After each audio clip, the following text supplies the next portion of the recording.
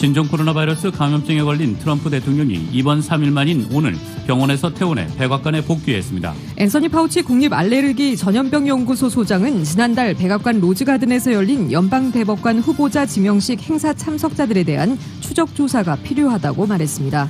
코로나19 확산 속도가 빨라지고 있습니다. 특히 1차 대유행 때 가장 큰 피해를 입었던 뉴욕시는 감염률이 높은 일부 지역에 대해 서둘러 학교 폐쇄 조치에 들어갔습니다. 신종 코로나 바이러스 감염증이 환기가 잘 안 되는 실내 등 이례적인 환경에서 공기를 통해 감염될 수 있다고 질병통제예방센터가 인정했습니다. LA 카운티 정부가 스몰 비즈니스 업주들을 위한 5차 코비드19 복구 기금 신청 접수를 오늘부터 시작했습니다.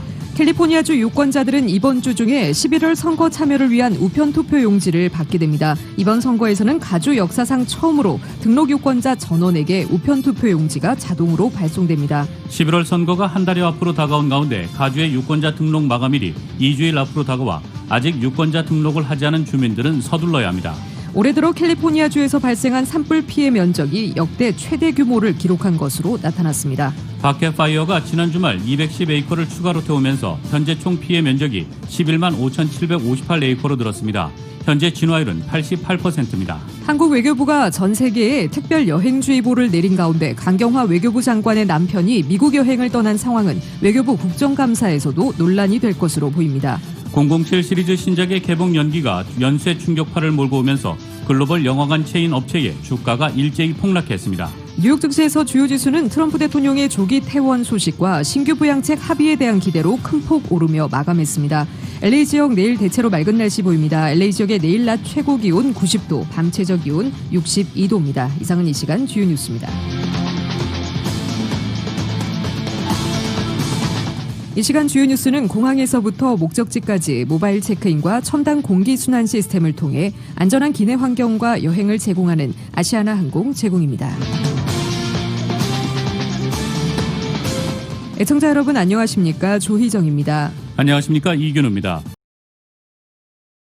LA 카운티 정부가 스몰 비즈니스 업주들을 위한 5차 코비드19 복구 기금 신청 접수를 오늘부터 시작했습니다. 정현호 기자입니다.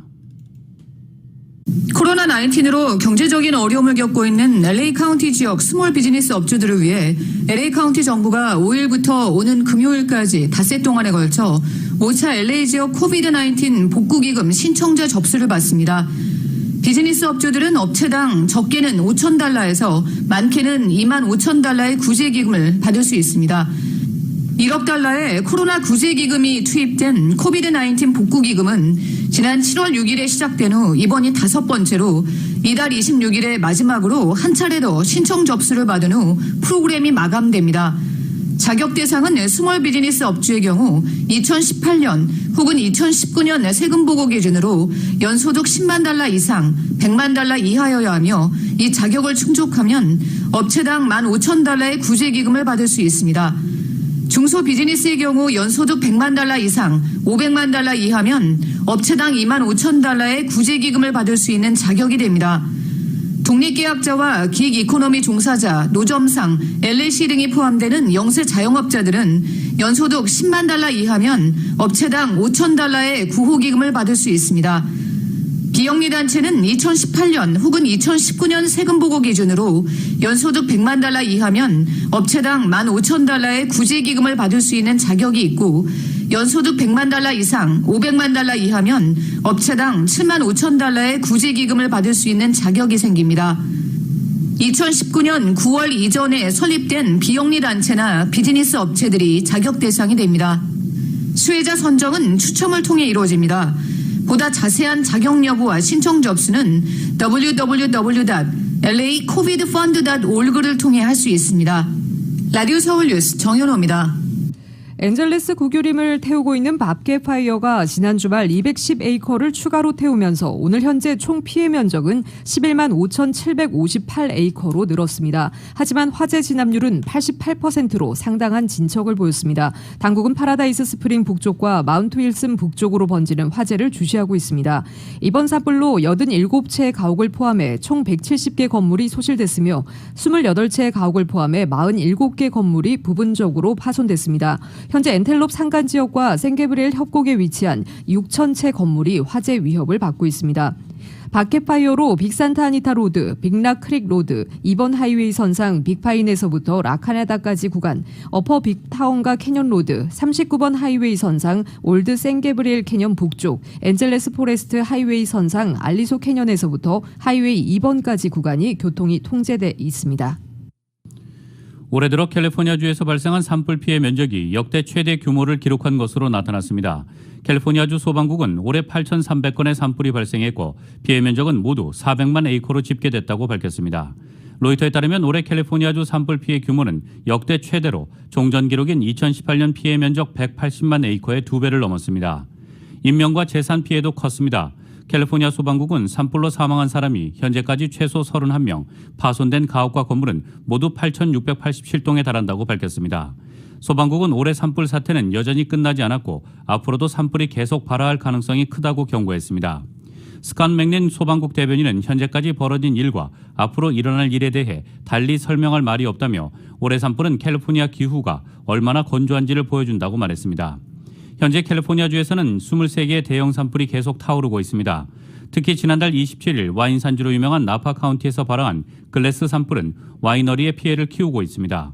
현재까지 나파 카운티의 17개 와이너리에서 산불 피해가 발생했고 양조장 215곳에 대피 명령 또는 대피 경보가 내려졌다고 팍스뉴스는 전하고 있습니다. 뱅크 오브 호프와 CBB뱅크도 올해 추석 고객들의 송금 건수와 송금 액수가 모두 늘었다고 밝혔습니다. 뱅크 오브 호프는 올해 추석 송금 건수 3,965건, 송금 액수 675만 4,531달러로 지난해 송금 건수 3,677건, 송금 액수 523만여 달러에 비해 모두 늘었습니다. CBB뱅크도 올해 추석 송금 건수 94건, 송금 액수는 20만 910달러를 기록해 전년의 송금 건수 77건, 송금 액수 15만 4천여 달러보다 모두 늘었습니다. LA 카운티 내 도박장이 오늘부터 야외 영업에 들어갔습니다. 커머스 카지노는 오늘 오전 8시부터, 하와이안 가든의 가든 카지노는 오전 9시에, 헐리우드 카지노는 오전 10시에 각각 문을 열었습니다. 벨 가든스의 바이시클 카지노도 자사 웹사이트에 영업 재개를 알렸습니다. 레이디 플린트의 허슬러 카지노와 레이디 럭 카지노도 오늘 재개장합니다. LA 카운티 보건국 지침에 따라 카운티 내 카지노는 오늘부터 야외 영업이 허용되지만 음식과 음료 서비스는 여전히 불허됩니다. 캘리포니아주 유권자들은 이번 주 중에 11월 선거 참여를 위한 우편 투표 용지를 받게 됩니다. 코로나19 사태로 인해 이번 선거에서는 가주 역사상 처음으로 등록 유권자 전원에게 우편 투표 용지가 자동으로 발송됩니다. 정윤호 기자가 보도합니다. 대통령 선거일을 한 달여 앞두고 가주 내 등록 유권자들에게 오늘 일제히 우편 투표용지가 발송되며 등록 유권자들은 이번 주 중에 투표용지를 받을 수 있게 됩니다. 앞서 개빈 뉴섬 주지사는 코로나 바이러스 감염 우려로 유권자들이 투표소에 나오는 것을 꺼려해 투표를 포기하는 사태를 막기 위해 행정명령을 통해 11월 선거에서 모든 유권자들을 대상으로 우편 투표지 자동 발송 조치를 취한 바 있습니다. 이에 따라 유권자들은 11월 3일 선거 당일 투표소를 찾지 않아도 한 표를 행사할 수 있게 됐습니다. 가주에서는 2,100만 개의 우편 투표용지가 발송될 예정으로 이는 전국 내 어느 주보다 가장 많은 숫자입니다. 일부 카운티에서는 이미 2주 전쯤 투표용지 발송을 시작한 바 있어 이미 투표용지를 발송받은 유권자들도 있습니다. 주정부 선거법에 따라 투표용지는 늦어도 11월 3일 선거일 29일 전인 10월 5일에는 발송하도록 되어 있습니다. 지난 20여 년 동안 전국 내 몇몇 주에서는 우편 투표를 적극 장려하는 정책을 도입하면서 유권자 참여율을 높이는 효과를 톡톡히 봤습니다. 집에서 간편하게 투표에 참여할 수 있다는 편리함으로 인해 우편 투표 방식이 독려되고 있으며 투표율을 높이는 데도 큰 역할을 할 것으로 기대되지만 투표소 직원의 도움 없이 유권자가 혼자 해야 되기 때문에 절차를 제대로 숙지하고 해야 한다는 책임감도 따릅니다. 지난 10년 동안 가주에서 치러진 선거에서 우편 투표 개표 후 평균 1.7%가 무효표로 처리됐습니다. 특히 이번 선거에서는 우편 투표 참여율이 사상 최고로 늘어날 것으로 추정돼 우편 투표 중에 거의 25만 표가 무효 처리될 것으로 추산되고 있습니다. 무효 처리되는 가장 큰 이유는 유권자들이 투표용지를 너무 늦게 붙이거나 투표용지 봉투에 서명을 잊어버리거나 서명이 일치되지 않거나 해서입니다. 이번 선거에서 투표용지는 모두 우편으로 자동 발송되지만 여전히 상당수 유권자들은 현장 투표를 고집할 것으로 예상됩니다. 따라서 가준의 모든 카운티는 현장 투표소를 오픈하고 유권자들을 맞을 채비를 해야 합니다. LA 카운티의 경우 현장 투표를 선택하는 유권자들이 많은 지역 중에 하나입니다. LA 카운티 선거관리국은 기존의 투표소를 그대로 오픈하고 코로나 확산 방지를 막기 위해 유권자들이 사회적인 거리두기를 할 수 있도록 더 큰 규모의 투표소를 준비하기로 했습니다. 라디오 서울뉴스 정현호입니다. 11월 선거가 한 달여 앞으로 다가온 가운데 가주의 유권자 등록 마감일이 2주일 앞으로 다가와 아직 유권자 등록을 하지 않은 주민들은 서둘러야 합니다. 임준현 기자입니다. 대통령과 연방, 주, 시의원, 그리고 우리 실생활과 직결된 중요한 주민 발의안까지 모두 결정짓는 11월 3일 선거에서 한 표를 행사하려면 오는 19일까지 유권자 등록을 마쳐야 합니다. 이미 유권자 등록이 되어 있는 가주민들의 경우에는 자동으로 우편 투표 용지가 집으로 발송되지만 유권자 등록이 되어 있지 않은 주민들은 앞으로 2주일 안에 유권자 등록을 마쳐야 11월 선거에 참여할 수 있습니다. 시민권자로 선거일 기준 18세가 넘는 주민이면 유권자 등록을 할 수 있습니다. LA 카운티 거주자들은 웹사이트 lavote.net을 통해 유권자 등록이 가능하며 타 카운티의 경우 웹사이트 register2vote.ca.gov를 통해 등록할 수 있습니다. 유권자 등록서를 서면으로 받기 원할 경우 DMV, 우체국, 공립도서관, 정부 사무소에서 받아갈 수 있습니다. 유권자 등록 신청서를 작성할 때에는 운전면허증 번호 또는 캘리포니아주 신분증 번호를 기재하거나 소셜 시큐리티 번호가 필요합니다. 해당 서류가 없어 빈칸으로 남겨두면 선거관리 담당관이 유권자 번호를 배정해줍니다. 스티브 강 KYCC 대외 협력 디렉터는 영어가 어려운 한인들을 위해 한미연합회와 LA 한인회에서 대면 또는 전화로 유권자 등록을 도와주고 있다고 전하면서 도움이 필요한 한인들은 언제든지 연락해달라고 밝혔습니다. 또한 이제 좀 컴퓨터가 어렵다고 하시는 분들은요, 한미연합회나 또한 로스앤젤레스 한인회를 찾아오시면요, 저희가 유권자 등록을 또 도와를 드립니다. 혹은 또 전화 주셔도 전화로도 저희가 도움을 드리고 있습니다. 이번 선거는 코로나 팬데믹으로 인해 모든 유권자가 우편으로 투표 용지를 받게 되며 신규 유권자들은 유권자 등록 신청 후 약 2주에서 3주 내외로 투표 용지가 우편으로 배송됩니다. 마감일까지 유권자 등록을 하지 못하면 우편 투표 용지를 받을 수 없습니다. 이번 투표는 대통령은 물론 연방과 주 시의원 그리고 주민 발의안까지 실생활에 직결되는 주요 사안이 걸린 만큼 많은 한인들의 투표 참여가 절실합니다. 네, 이번 11월 3일 선거 저희 삶에 굉장히 중요한 선거입니다. 이번에 대통령 선거뿐만 아니라 로컬 지역에 정말 훌륭한 한인 후보 또는 다른 타인적 후보들이 나와 있는데요. 또 주민 발의안도 있습니다. 이거 모두 하나하나씩 공부하시고요. 꼭 투표 한 표 꼭 부탁드리겠습니다. 11월 3일 선거일로부터 15일 이내에 미국 시민권자가 되는 경우에도 유권자 등록을 할 수 있으며 이에 해당되는 경우 선거일에 투표소가 폐장되기 전 카운티 선거관리사무소를 방문해야 합니다. 또한 3일 선거일로부터 15일 이내에 캘리포니아 주민이 되는 경우에도 유권자 등록을 할 수 있으며 늦어도 선거일 7일 전까지 카운티 선거관리사무소를 방문해야 합니다. 라디오 서울뉴스 임준현입니다. 노록의 선거관리본부에서 오늘부터 11월 대선의 사전투표가 시작했습니다. 가주에 등록된 유권자들은 이번 주 안으로 우편 투표용지를 받게 되는데 투표용지를 작성한 후 반송할 때는 우편은 필요 없이 LA 카운티에 마련되는 400여 개의 투표용지 드랍박스나 우체국에 드랍하면 됩니다.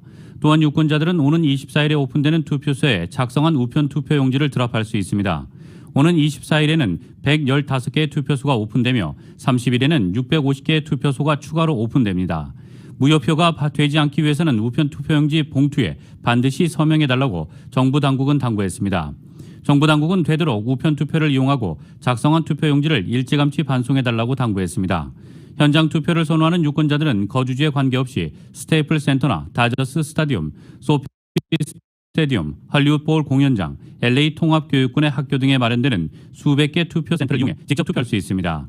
코로나 팬데믹의 가이드라인을 준수해 투표소를 찾은 유권자들에게 마스크 착용이 요구됩니다. 신종 코로나 바이러스 감염증에 걸린 트럼프 대통령이 이번 3일 만인 오늘 오후 병원에서 퇴원해 백악관에 복귀했습니다. 트럼프 대통령은 오늘 오후 6시 40분경 입원해 있던 메릴랜드주 월터 리드 군병원 문을 나서서 대기하고 있던 차량으로 이동한 뒤 헬기를 타고 백악관으로 향했습니다. 양복 차림에 흰색 마스크를 쓰고 모습을 드러낸 트럼프 대통령은 취재진에게 매우 감사하다는 말만 한 뒤 다른 질문에는 답변하지 않았습니다. 대신 취재진을 향해 주먹을 쥐거나 손을 흔들고 엄지척을 하는 장면이 목격됐습니다. 트럼프 대통령을 태운 전용 헬기는 6시 55분경 백악관에 도착했으며 트럼프 대통령은 2층 발코니로 올라가 마스크를 벗은 뒤 헬기 쪽을 향해 경례를 하기도 했습니다. 트럼프 대통령은 출발 직전 올린 트윗에서 조만간 선거 캠페인에 돌아올 것이고 가짜 뉴스는 오직 가짜 여론조사만을 보여준다고 적었습니다. 트럼프 대통령은 지난 2일 새벽 자신의 코로나19 확진 판정 사실을 알렸고 당일 저녁 무렵 월터 리드 군 병원에 입원해 치료를 받아왔습니다. 트럼프 대통령을 치료하는 의료진도 병원에서 기자회견을 열어 트럼프 대통령이 위험한 상황을 완전히 벗어난 것은 아니라면서도 퇴원에 필요한 기준을 충족했거나 넘어섰다고 밝혔습니다. 한편 트럼프 대통령은 참모진이 오늘 오전까지도 퇴원하지 말 것을 촉구했지만 고집을 꺾지 않은 것으로 알려졌습니다. 선거를 불과 29일 남겨둔 상황에서 조 바이든 민주당 대선 후보에게 뒤지는 상황의 반전을 모색하려면 퇴원 후 선거 전 복귀가 불가피하다는 인식의 결과로 보이고 있습니다.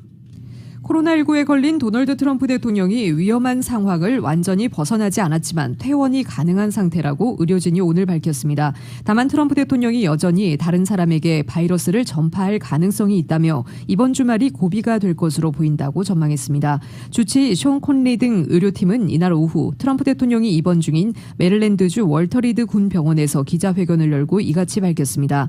트럼프 대통령은 의료팀 회견 이후인 오후 6시 40분쯤 퇴원해 전용 헬기인 마린원을 타고 백악관으로 복귀했습니다. 의료진은 트럼프 대통령이 퇴원에 필요한 기준을 충족했거나 초과했다고 말했습니다. 하지만 콘리는 트럼프 대통령이 열흘 이상 다른 사람을 감염시킬 가능성이 있으며 언제 전염을 멈출 것 같은지에 대해서는 언급하지 않았습니다. 콘리는 또 트럼프 대통령이 백악관에서 면밀히 모니터될 것이며 이번 주말까지의 건강 상태가 회복의 열쇠가 될 것이라고 설명했습니다. 트럼프 대통령의 신종 코로나 바이러스 감염증 확진과 관련해 앤서니 파우치 국립알레르기 전염병 연구소 소장은 지난달 백악관 로즈가든에서 열린 연방 대법관 후보자 지명식 행사 참석자들에 대한 추적 조사가 필요하다고 말했습니다. 파우치 소장은 CNN과 인터뷰에서 로즈가든 행사에 참석한 모든 사람이 접촉 추적 담당자들로부터 연락을 받아야 한다고 말했습니다. 이 행사에 참석해 코로나19 양성 반응을 보인 뉴욕타임스 기자가 접촉 추적 담당자로부터 연락을 받지 않았다고 진행자가 지적하면서 모든 사람이 연락을 받았어야 한다고 하자 파우치 소장은 그렇다, 물론이다라고 답을 했습니다. 파우치 소장은 백악관에서 진행되는 접촉 추적 과정이 어떤 것인지 모르겠다며 자신은 현재 진행 중인 접촉 추적 작업에는 관여하지 않는다고 말했습니다. 또 질병통제예방센터는 일반적으로 지방당국과 매우 많이 관련돼 있다고 전했습니다. 언론에 따르면 트럼프 대통령 주재로 지난달 26일 백악관 로즈가든에서 열린 에이미 코니 베럿 연방 대법관 후보자 지명식이 코로나19 발병지일 가능성이 있다는 지적이 나오고 있습니다. 파우치 소장은 또 누군가 감염된 상황이 발생했고 주변에 사람들이 있었다면 신원 확인, 격리와 접촉 추적을 수행하는 것이 공중보건 조치로서 중요하다고 강조했습니다. 트럼프 대통령이 퇴원해 돌아올 백악관은 예전 같지 않습니다. 대통령의 입인 대변인을 비롯해 측근들이 줄줄이 코로나19 확진 판정을 받았고 확진자는 계속 늘고 있습니다. 백악관이 안전한지조차 의문입니다. KBS의 보도입니다. 트럼프 대통령이 퇴원해 백악관으로 돌아옵니다. 코로나19에서 완치돼 퇴원하는 게 아닙니다. 상태가 좋아져 퇴원한다고 트위터에 올렸습니다. 병원을 떠나고 싶다는 대통령의 뜻이 많이 작용한 것으로 보입니다. 트럼프 대통령, 코로나19를 경시하는 태도 여전했습니다. 코로나19를 두려워하지 마세요. 코로나가 당신의 삶을 좌우하게 하지 말라고 트위터에 남겼습니다. 대통령이 돌아올 백악관, 그러나 상황이 만만치 않습니다. 오늘은 대통령의 입인, 맥커니니 대변인이 코로나19 확진 판정을 받았습니다. 하루 전엔 마스크도 쓰지 않고 기자들과 일문일답을 진행했습니다. 대변인실 직원 2명도 확진 판정을 받았다고 CNN은 전했습니다. 이에 앞서 트럼프 대통령의 최측근 호프익스 보좌관이 확진 판정받았고 대선 때부터 대통령을 보좌해온 코네이 고문도 확진 판정을 받았습니다. 특히 일주일 전 백악관 로즈가든에서 열린 베런 대법관 후보자 지명 행사에 참석했던 공화당 핵심 인사들과 백악관 인사들이 대거 확진 판정을 받았습니다. 윌리엄 바 법무장관은 격리에 들어갔습니다. 대통령이 돌아온다고 해도 핵심 참모들이 줄줄이 확진 판정 받은 만큼 백악관 기능이 제대로 돌아갈지 미지수입니다. 트럼프 대통령 돌아오면 최고 수준의 치료를 계속 받을 수 있습니다. where he'll be surrounded by world-class medical care 24/7. 하지만 백악관에서 코로나19 환자가 계속 생기고 있는 만큼 아직 완치된 것도 아닌 대통령이 코로나19에서 안전할 수 있을지는 의문입니다. 워싱턴에서 KBS 뉴스 김웅규입니다. 미국도 코로나19 확산 속도가 빨라지고 있습니다. 특히 1차 대유행 때 미국에서 가장 큰 피해를 입었던 뉴욕시는 감염률이 높은 일부 지역에 대해 서둘러 학교 폐쇄 조치에 들어갔습니다. KBS의 보도입니다. 현지 시간으로 오늘부터 학교 문을 닫는 지역은 뉴욕시의 브루클린과 퀸즈 일대 9개 지역입니다. 공립 사립학교 다 합쳐 300개 학교가 폐쇄됩니다. 최근 일주일간 코로나19 양성 판정 비율이 3%를 넘는 곳들로 대부분 정통 유대교도들이 모여 사는 동네입니다. I would not send my child to a school in a hotspot cluster that has not been tested, where I did not have proof that the infection rate was low in that school. I would not send my child. 하지만 뉴욕시 당국의 비필수 사업장 폐쇄 조치는 일단 보류됐습니다. 해당 지역 거주자들에겐 당국의 방역 지침 준수를 강하게 촉구했습니다. I'm going to meet with members of the ultra-Orthodox community tomorrow. If you do not agree to enforce the rules, then we'll close the institutions down. I am prepared to do that. 지난 봄 1차 대유행의 진원지였던 뉴욕시에선 지금까지 2만 3천 명이 코로나19에 감염돼 숨졌습니다. 다른 주들도 코로나19 확산 속도가 빨라지고 있습니다. 미국 전체 하루 평균 확진자 수가 4만 6천 명을 넘어섰는데 지난 8월 중순 이후 가장 많은 수치입니다. 특히 중북부 지역인 위스콘신과 와이오밍 등 4개 주의 신규 확진자 수는 역대 최대를 기록하고 있습니다. 2차 대유행의 우려가 커지고 있는 가운데 미국 질병통제예방센터는 코로나19 지침에 공기 중 전파 가능성이 있다는 내용을 추가했습니다. 질병통제예방센터는 지난달 발간한 보고서에서 이런 내용을 포함시켰다가 사흘 만에 삭제해 논란을 키운 바 있습니다. 뉴욕에서 KBS 뉴스 한보경입니다. 코로나19가 환기가 잘 안 되는 실내 등 이례적인 환경에서 공기를 통해 감염될 수 있다고 미 질병통제예방센터 CDC가 인정했습니다. CDC는 오늘 코로나19의 전염 방식에 대한 지침을 업데이트하면서 이같이 밝혔습니다. CDC는 코로나19 감염자가 6피트 이상 떨어져 있던 다른 사람 또는 이 환자가 어떤 지역을 떠난 직후 다른 사람을 감염시키는 제한적이고 이례적인 상황을 입증하는 일부 보고서가 발행된 적이 있음을 인정한다고 밝혔습니다. CDC는 이어 이런 경우 감염은 노래나 운동 등 더 강한 호흡을 유발하는 활동과 연관돼 있으면서 환기가 잘 안 되고 폐쇄된 공간에서 발생했다고 덧붙였습니다. CDC는 다만 그러면서도 우리는 여전히 현재의 과학에 근거해 사람들은 코로나19 환자와 더 오래, 더 가까이 있을수록 감염될 가능성이 높다고 믿는다고 강조했습니다. 감염자의 콧물이나 침 등 비말이 여전히 코로나19의 주된 전염 방식이지만 환기가 잘 이루어지지 않는 폐쇄된 환경에서는 공기를 통해서도 감염될 수 있다고 밝힌 것입니다. 마이크 폼페이오 국무장관은 지난달 20일 텍사스주의 교회를 찾아 연설을 했습니다. 9월 25일엔 위스콘신주 의원들을 상대로 한 연설 일정을 소화했습니다. 이달 3일엔 플로리다주의 보수 기독교 성향단체 가족정책위원회에서 연설을 했습니다. 공교롭게도 모두 11월 대선의 향방에 주요 변수가 될 경합주입니다. 텍사스는 원래 공화당의 텃밭이지만 이번 대선에서는 박빙의 승부가 벌어질 전망입니다. 트럼프 대통령의 측근 중 측근으로 꼽히는 폼페이오 장관이 트럼프 대통령의 선거운동에 도움을 주기 위해 경합주만 골라 다니는 것 아니라는 의구심이 제기될 법한 대목입니다. 민주당이 장악한 하원 외교위원회도 이 부분을 파고들었습니다. 엘리엇 엥겔 외교위원장은 국무부에 서한을 보내 중립 의무 위반 여부를 살펴보겠다며 연설 관련 자료 제출을 요구했다고 워싱턴 포스트가 전하고 있습니다. 엥겔 위원장은 서한에서 폼페이오 장관이 갑자기 세금으로 주 의원들과 사적 단체에 연설하겠다고 나라를 누비고 있고 대선이 다가올수록 빈번해지는 것 같아 우려스럽다고 지적했습니다. 엥겔 위원장은 폼페이오 장관의 이러한 행위가 불법일 가능성도 있다고 덧붙였습니다. 공직자가 공무 중에 혹은 공직에 따른 권한을 동원해 정치 활동을 하지 못하도록 하는 해치법 위반일 수 있다는 것입니다. 이미 폼페이오 장관은 8월 말 공화당 전당대회 찬조 연설자로 출연해 이 해치법 위반 논란에 휩싸였습니다. 전 세계적으로 코로나19가 빠르게 재확산하면서 세계보건기구 WHO는 세계 인구 10명 중 1명꼴로 바이러스에 감염됐을 수 있다고 추정했습니다. 유럽에선 전면 재봉쇄 우려가 커지고 있고 프랑스 파리엔 최고 경계령까지 내려졌습니다. KBS의 보도입니다. 통계 사이트 월드오미터가 집계한 전 세계 코로나19 누적 확진자는 3,500만여 명. 세계보건기구 WHO는 이보다 20배는 더 많은 사람들이 바이러스에 감염됐을 걸로 내다봤습니다. 전 세계 인구 78억 명의 10%, 7억 8천만 명 이상이 걸렸을 수 있다는 겁니다. 실제 감염자가 공식 보고된 숫자보다 훨씬 많을 거란 전문가들의 지적을 인정한 셈입니다.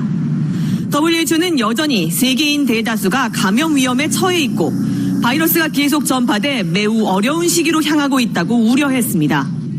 유럽 각국은 연일 최다 확진자 기록을 경신하고 있습니다. 하루 확진자가 17,000명으로 치솟은 프랑스에선 수도 파리에 최고 경계령이 내려져 오늘부터 술집과 카페가 모두 폐쇄됩니다. 요식업계 반발로 식당은 계속 문을 열지만 방역 지침이 강화됐습니다. De ne pas prendre la température, noter les numéros des clients, parce que si on commence à faire ça, c'est qu'on là déjà qu'on perd de l'argent, ça qu'on 중환자실의 30% 이상이 코로나19 환자로 채워지면서 이미 제2도시 마르세유에 최고 경계령이 내려졌고 대도시 10곳도 임박했다는 전망입니다. 접경국 스페인에선 수도 마드리드가 다시 봉쇄됐고 독일은 25명 이상 모임을 제한했습니다. 영국도 하루 12,000명 넘게 최다 확진자가 나오면서 봉쇄 수준의 방역 조치를 검토하고 있습니다. 파리에서 KBS 뉴스 양민효입니다. 폼페이오 국무장관이 일본을 방문해 이른바 쿼드 4개국 외교장관 회의에 참석합니다. 남중국해에서 중국의 세력 확장을 막는 방안이 집중 논의될 전망인데 중국은 연일 무력 시위를 하고 있습니다. YTN의 보도입니다.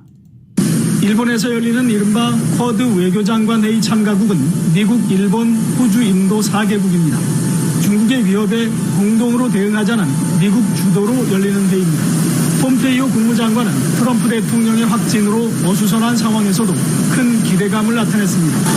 A long time to put together to meet with our Quad partners is a project we've been preparing for. We're hoping to have some significant announcements, significant achievements. 이번 회의에서는 남중국해에서의 중국의 팽창을 막는 방안을 집중 논의할 전망입니다. 미국의 전략은 쿼드 참가 4개국을 반중연대의 주축으로 삼으려는 것으로 보입니다. 중국과 국경 분쟁을 겪고 있는 인도는 지난 8월 남중국해에 군함을 보냈습니다.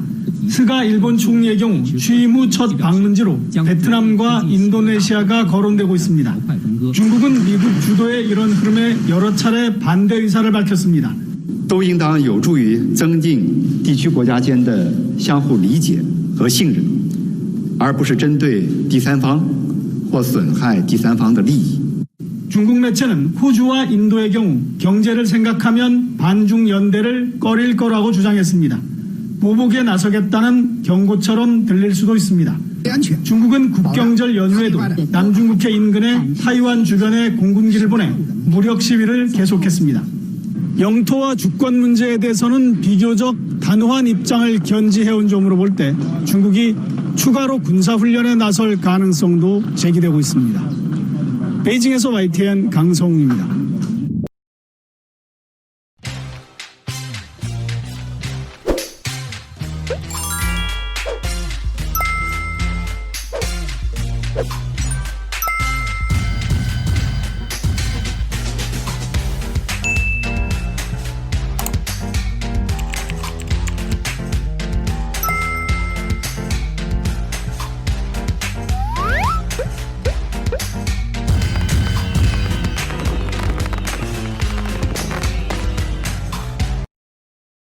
미주 한인사회 쇼핑 트렌드에 새로운 변화가 시작됩니다. 미주 한인들을 위한 아마존 스타일의 홈쇼핑이 탄생했습니다. 최신 트렌드에 맞는 발빠른 상품 업데이트로 언제든 최신 상품의 쇼핑이 가능하고 까다롭고 엄격한 제품 선정을 통해 최상의 품질을 보장합니다. 인터넷이 어렵다고요? 친절하고 전문적인 고객 서비스에서 상담부터 결제까지 도와드립니다. 로그인 필요 없이 복잡한 주문 프로세스를 모두 없앴습니다. 이제 한국 제품 미국 내 쇼핑은 한국 홈쇼핑이 최고입니다. 한국 소식 전해드리겠습니다. 강경화 외교부 장관의 남편인 이일병 연세대 명예 교수가 요트 구매를 위해 미국 여행을 떠나 논란이 일고 있는 가운데 강 장관은 자신도 마음이 굉장히 복잡하다고 밝혔습니다. 강 장관은 취재진과 만난 자리에서 남편과 계속 소통하고 있고 남편도 당혹스러워하고 있다며 이같이 말했습니다. 다만 여행에 대해 남편이 워낙 오래 친구들하고 계획한 상황이라 쉽게 귀국할 수 있는 상황은 아닌 것으로 안다고 덧붙였습니다. 강 장관은 앞서 외부 일정을 마치고 외교부로 돌아오는 자리에서도 계속 송구스럽다는 말씀을 거듭드린다고 밝혔습니다. 외교부가 전 세계에 특별 여행 주의보를 내린 가운데 외교부 장관의 남편이 미국 여행을 떠난 상황은 외교부 국정감사에서도 논란이 될 것으로 보이고 있습니다. 내일부터 국회에선 국정감사가 시작됩니다. 국감 때마다 국회는 보좌진들과 피감기관 직원들로 북적였지만 올해는 코로나19 영향으로 달라질 전망입니다. 회의실에 머무는 인원을 대폭 축소하고 아예 비대면으로 진행되는 온택트 회의도 열리게 됩니다. KBS의 보도입니다. 국회의원과 보좌진, 취재진들로 발 디딜 틈 없던 국감장. 복도엔 대기하는 피감기관 직원들로 북새통을 이루기 일쑤였습니다. 이런 국감 풍경이 올해는 달라질 것으로 보입니다. 코로나19 방역 때문입니다. 우선 국감장 안과 대기 장소, 일일 출입 등록 인원을 각각 50명 이내로 제한합니다. 이를 위해 의원들이 번갈아 입장하는 등 국감장 내부 인원을 조율하고 상임위별 대기 장소를 지정해 머물도록 했습니다. 국회와 증인 참고인이 아예 출석하지 않고 비대면으로 국감을 받는 이른바 온택트 회의도 열립니다. 보건복지위는 오는 8일 보건복지부가 있는 세종, 질병관리청이 있는 오송, 그리고 국회를 삼각으로 연결하는 온택트 국감을 엽니다. 국정감사를 하면 굉장히 많은 인원이 이제 회의장 안팎에 있어야 되고 또 대기해야 돼서 이렇게 하면 인원 통제에도 도움이 될 거라고 생각하고 있습니다. 과방위도 오는 13일 정보통신산업진흥원 등 5개 기관을 대상으로 화상국감을 실시합니다. 1995년부터 해외 공관을 돌며 국감을 진행했던 외통위는 올해 현지가 아닌 국회에서 비대면 화상국감을 할 계획입니다. 다만 미국과 중국, 일본과 러시아 등 4강 주재 대사에 대해선 별도의 비대면 국감을 열기로 했습니다. 농해수위 등 상임위들의 지방 출장 국감도 대폭 축소됐는데 되도록 자차로 이동하고 단체로 이동할 땐 승차 인원을 20인 이내로 제한하도록 했습니다. KBS 뉴스 김수연입니다. 지난 개천절 보수단체의 집회를 막기 위해 광화문 광장에 다시 등장한 차벽을 놓고 논란이 이어지고 있습니다. 차벽이 기본권을 침해해 위헌이라는 과거 헌법재판소 결정 등을 근거로 과잉 대응이란 비판이 나오는 가운데 경찰은 코로나19 확산을 막기 위한 불가치한 조치였다고 팽팽하게 맞서고 있습니다. YTN의 보도입니다. 지난 2009년 6월 서울광장 그리고 지난 개천절 광화문 광장 모습입니다. 두 곳 모두 경찰버스가 광장 주변을 빈틈없이 촘촘하게 에워싸고 있습니다. 11년 전 당시 서울광장엔 고 노무현 전 대통령 분향소에 모인 시민들이 추모 집회를 열려다 경찰과 충돌했습니다. 시민들은 쫓겨났고 경찰은 텅 빈 광장을 이른바 차벽으로 막았습니다. 시민단체 측은 헌법 소원을 냈고 헌법재판소는 차벽이 행동 자유권을 침해해 위헌이라고 결정했습니다. 당시 헌재는 통행제지가 중대한 위험이 있는 경우에만 취할 수 있는 거의 마지막 수단이라고 강조했습니다. 불법 집회 가능성이 있더라도 막으려는 조치는 최소한의 범위에서 이루어져야 한다고 지적했습니다. 하지만 이 같은 헌재 결정 이후로도 차벽은 여러 차례 등장했습니다. 민중 총궐기 집회, 세월호 관련 집회 등이 버스에 가로막혔습니다. 문재인 정부 들어 꾸려진 경찰개혁위원회는 집회 참가자들의 과격 행위를 막을 수 없을 때만 차벽을 세우라고 권고했고 경찰도 받아들이기로 했습니다. 집회 시위에 대한 경찰의 시각과 인식을 바꾸고 현장에서의 실제 대응 방식도 개선해 나갈 수 있으리라 생각합니다. 그런데도 지난 개천절 경찰이 또다시 차벽으로 도심 집회를 막아서자 지나친 대응이란 비판이 나옵니다. 경찰력 만여 명을 동원하여 일체의 집회를 원천 차단했습니다. 집회 시위의 자유는 우리 헌법이 보장하는 자유권의 핵심 가치입니다. 경찰은 코로나19 확산과 불법 집회를 막기 위한 불가피한 조치였다는 입장입니다. 김창룡 경찰청장은 시위대와 경찰, 일반 시민의 접촉을 최소화하는 방법이었다고 설명했습니다. 헌재 결정에 어긋난다는 지적에는 차벽이 적법하다는 최근 판례도 있다며 지난 2015년 민중총궐기 집회 관련 판결을 예로 들기도 했습니다. 하지만 당시 집회에 참가했던 백남기 농민이 물대포에 맞아 숨지면서 경찰은 과잉 대응이란 비난을 받았습니다. 코로나19 확산이라는 특수한 상황에서 보수단체의 집회 시도와 경찰의 봉쇄가 반복될 것으로 보이는 만큼 차벽의 적법성을 둘러싼 논란도 계속 이어질 전망입니다. YTN 조성호입니다. 정부와 민주당이 추진하는 상법 등 경제 3법에 대해 공감을 보였던 김종인 국민의힘 비상대책위원장이 이번엔 역제안을 했습니다. 경제 3법과 함께 기업이 해고와 고용을 쉽게 하도록 노동관계법들도 함께 손보자고 민주당에 제안한 겁니다. 민주당과 노동계는 일단 경계심을 나타냈습니다. KBS의 보도입니다. 정부와 민주당이 주도하는 상법 등 경제 3법 취지에 찬성 입장을 보였던 김종인 비상대책위원장. 이번엔 노동개혁을 제안했습니다. 공정경제 3법뿐이 아니고 노사관계, 노동법 관계도 함께 개편해달라고 한 것을 정부에 제의합니다. 김 위원장의 생각은 기업의 고용과 해고를 지금보다 쉽게 하는 방안으로 보입니다. 또 김 위원장은 저서에서 만악의 근원을 기업노조라고 쓸 정도로 정규직 위주의 노사관계를 고쳐야 한다는 입장입니다. 민주당이 손대기 어려운 노동 문제를 앞장서 다루겠다. 또 경제 3법에 대한 경영계 반발도 잠재우겠다는 의도로 풀이됩니다. 다만 김 위원장은 경제 3법과 노동관계법을 연계하지는 않겠다고 했습니다. 민주당은 경제 3법을 이번 정기국회에서 처리하겠다는 입장을 다시 강조했습니다. 공정경제 3법, 이해충돌방지법 처리를 늦출 수 없는 시기가 다가옵니다. 대한민국의 미래를 위해 꼭 필요한 길입니다. 그러나 노동관계법도 손보자는 김 위원장의 제안에는 불편한 기색을 숨기지 않았습니다. 일단 김 위원장 구상을 보고 말하겠다는 신중론도 있었지만 경제 3법 대신 노동 유연성을 재벌에 선물해주는 것이라는 비판이 나왔습니다. 민주당은 국제노동기구 ILO 협약 기준을 위해 실업자와 해고자의 노조 가입을 허용하는 법 개정을 추진 중입니다. 때문에 김 위원장의 새 제안이 경제 3법 논의의 본격적인 출발점이 될지는 좀 더 지켜봐야 한다는 관측이 우세합니다. KBS 뉴스 신지혜입니다. 헬스 에브리데이. 영국에서 100년 넘게 전해오는 경구에 따르면 하루 사과 한 알이면 의사가 필요 없습니다. 최근에도 하루 사과 한 알이면 당뇨병 예방에 도움이 된다는 연구 결과가 나왔습니다. 영국 케임브리지 대학교, 네덜란드 위트레흐트 대학교, 노르웨이 오슬로 대학교 등 연구진은 유럽 8개국의 성인 남녀 2만 2천여 명을 대상으로 과일과 채소 섭취가 당뇨병에 미치는 영향을 분석했습니다. 이들은 암과 섭식의 관계를 분석하는 코호트 연구에 참가한 34만여 가운데 일부였습니다. 연구진은 당뇨병을 진단받은 9,754명과 당뇨병이 없는 13,662명의 식단을 점검했습니다. 포인트는 과일과 채소의 섭취 정도, 그리고 비타민C와 함께 밝은 색깔 항산화 색소인 카로티노이드 등 식물에서 유래한 영양소 7가지의 혈중 농도를 측정했습니다.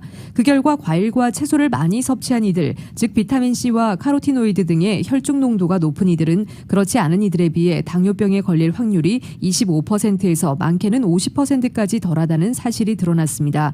연구진은 고무적인 건 당뇨병을 예방하기 위해 빨강, 노랑, 초록색 재료를 동원해 총천연색 요리를 할 필요는 없다는 사실이라면서 중간 크기 사과 3분의 2알 또는 하루 3분의 1컵의 과일만 먹어도 효과는 충분하다고 강조했습니다.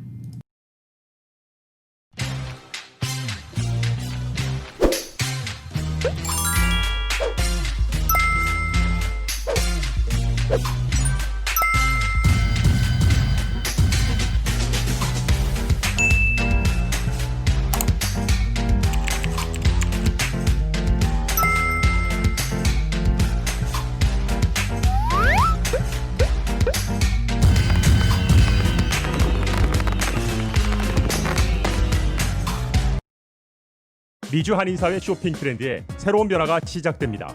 미주 한인들을 위한 아마존 스타일의 홈쇼핑이 탄생했습니다. 최신 트렌드에 맞는 발빠른 상품 업데이트로 언제든 최신 상품의 쇼핑이 가능하고 까다롭고 엄격한 제품 선정을 통해 최상의 품질을 보장합니다. 인터넷이 어렵다고요? 친절하고 전문적인 고객 서비스에서 상담부터 결제까지 도와드립니다. 로그인 필요 없이 복잡한 주문 프로세스를 모두 없앴습니다. 이제 한국 제품 미국 내 쇼핑은 한국 홈쇼핑이 최고입니다. 뉴욕 증시에서 주요 지수는 도널드 트럼프 대통령의 조기 퇴원 소식과 신규 부양책 합의에 대한 기대로 큰 폭 올랐습니다. 오늘 뉴욕 증권거래소에서 다우 지수는 전장보다 465.83포인트, 1.68% 오른 28,148.64의 거래를 마쳤습니다. S&P 500 지수는 전장보다 60.16포인트, 1.8% 상승한 3,408.60에 기술주 중심의 나스닥 지수는 257.47포인트, 2.32% 급등한 11,332.49의 장을 마감했습니다. 미국의 신규 부양책이 조만간 도입될 수 있다는 기대도 투자 심리를 지지했습니다. 신규 부양책이 타결된다면 주식 등 위험 자산에 대한 투자가 탄력을 받을 수 있습니다. 반면 미국과 유럽 등의 코로나19 상황이 다시 악화하는 데 대한 우려는 투자 심리를 저해하는 요인입니다. 업종별로는 전업종이 오른 가운데 기술주가 2.27% 상승하며 장을 이끌었고 에너지도 2.9% 올랐습니다. 뉴욕 증시 전문가들은 미국 대선의 불확실성이 다소 줄어드는 상황이라고 평가했습니다.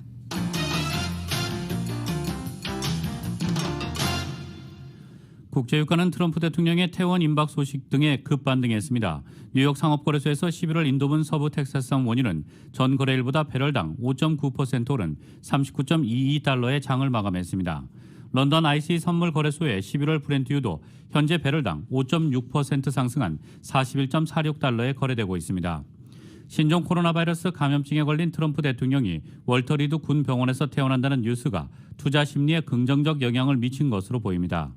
유가는 트럼프 대통령의 코로나19 확진 직후인 지난 2일 4% 이상 급락했습니다. 미국의 의회와 행정부가 추가 경기 부양 패키지에 합의할 가능성이 남아있다는 마크 메도스 백악관 비서실장의 발언도 유가의 상승 동력을 작용했습니다. 또 노르웨이 6개 원유, 가스 생산 시설이 노동자 파업으로 문을 닫은 것도 공급 감축에 따른 가격 인상 가능성에 힘을 실었습니다. 국제 금값도 오름세를 보였습니다. 뉴욕 상품거래소에서 12월 인도분 금은 온스당 0.7% 오른 1920.10달러에 거래를 마쳤습니다. 007 시리즈 신작인 노 타임 투 다이의 개봉 연기가 연쇄 충격파를 몰고 오면서 글로벌 영화관 체인 업체의 주가가 일제히 폭락했습니다. 로이터 통신과 연예 매체 버라이어티 등에 따르면 영국에 본사를 둔 세계 2위의 영화관 체인 시네월드는 이날 영국 런던 증시에서 36.2% 폭락하며 장을 마감했습니다.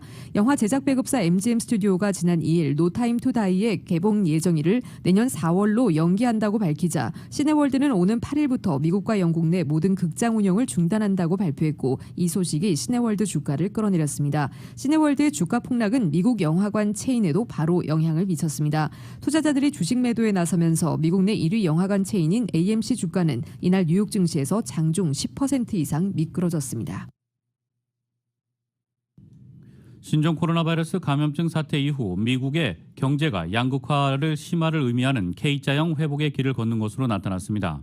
월스트리트저널에 따르면 미국 내에서도 교육 수준과 인종에 따라 코로나19 충격에서 벗어나는 속도에 차이가 있다고 보도했습니다.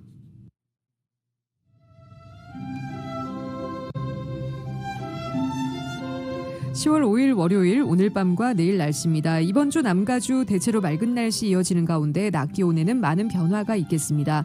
화요일인 내일까지의 낮 기온 여전히 평년 기온을 웃돌겠고 수요일에는 80도대로 낮 기온 조금 떨어지겠습니다. 목요일의 낮 기온은 더 떨어져 예년 기온을 밑돌기 시작하겠습니다. 특히 오는 금요일과 토요일은 대부분 지역의 낮 기온이 70도 초반대에 머물 것으로 보여 이번 주 중 가장 서늘한 날씨를 보이겠습니다. LA 한인타운의 내일 낮 최고 기온 90도, 밤 최저 기온 62도입니다. 오렌지 카운티 지역 내일 낮 최고 91도, 밤 최저 63도, 벨리와 인랜드 엠파이어 지역 90도, 61도, 해안 지역의 내일 낮 최고 82도, 밤 최저 63도입니다. LA 지역 오늘 밤 5에서 10마일대 바람이 불겠고 밤 최저 기온 64도입니다. 한국은 오늘도 때이른 가을 추위가 계속되고 있습니다. 오늘은 한낮에도 서늘하겠습니다. 서울의 오늘 낮 최고 기온 화씨 67도, 밤 최저 기온 화씨 47도입니다. 지금까지 진행의 이균우, 조희정이었습니다. 편안한 저녁 보내시기 바랍니다. 고맙습니다.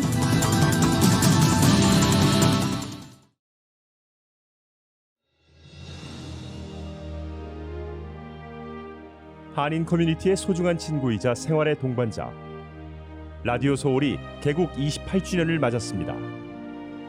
1903년 한인들이 하와이에 첫 발을 내디딘 이래로 미주 한인 커뮤니티는 지금껏 쉼없이 성장해 왔습니다. 부딪히고 좌절하고 힘겨울 때 우리에게 가장 큰 힘이 되어준 것은 서로를 향한 격려와 응원이었습니다. 한인 커뮤니티와 더불어 성장한 라디오 서울. 라디오 서울의 28년은 우리의 이민 역사와 맥을 같이 합니다. 세상의 모든 이야기를 담으려는 라디오 서울 방송은 우리가 함께 만드는 우리의 이야기입니다. 사람과 사람을 이어주는 라디오 서울 1650. 청취자와의 소통만으로 기뻤던 1992년. 그리고 28년이 지난 지금 라디오 서울은 멀티미디어 그룹으로 거듭났습니다. 1992년 첫 방송을 시작한 이후 FM 라디오, 모바일 서비스를 거쳐 보는 라디오, 라디오 서울 TV, 라디오 서울 유튜브, 한국 TV 채널, 한국 홈쇼핑 등 시대의 변화와 애청자의 요구에 부합하는 미래지향적인 라디오 서비스로 만들어가고 있습니다. 특히 코로나19 바이러스가 가져온 세계적인 팬데믹은 우리의 삶의 방식을 바꿨으며 다가올 미래에는 더욱 진화된 방송이 요구될 것입니다. 이에 라디오 서울 방송은 다가올 새로운 시대를 대비하여 N스크린 멀티 디바이스 방송으로 다시 태어났습니다. 때와 장소를 불문하고 어떠한 기기로도 듣고 볼 수 있는 방송이 라디오 서울이 추구하는 N스크린 멀티 디바이스 방송입니다. 24시간 늘 깨어있는 방송, 눈과 귀가 함께하는 방송, AM 1650, FM 106.3 라디오 서울 방송. 미국 내 다양한 이슈를 생생하게 전달하는 강혜신의 오늘의 미국. 기분 좋은 아침, 반짝이는 하루를 선사하는 이영돈 선우의 좋은 아침, 좋은 하루. 나른한 오후 활력을 전하는 싱글벙글쇼와 라디오 콘서트. 빠르고 정확한 뉴스, 지구촌 소식을 실시간 전하는 모닝뉴스와 이브닝 뉴스. 한국 TV와 유튜브로 이원 방송하는 조희정의 한국 홈쇼핑 리뷰. 라디오 서울은 당신의 또 다른 가족입니다. 사람과 사람을 이어주는 방송, 들으면 행복해지는 라디오 서울. 지금까지의 28년이란 밑거름을 통해 앞으로 희망이 이루어지는 아름다운 세상을 만들어 가겠습니다. 라디오 방송의 한계를 넘어 N스크린 방송으로 더 멀리, 더 높이 세상 보는 눈을 키우는 최고의 방송, 라디오 서울.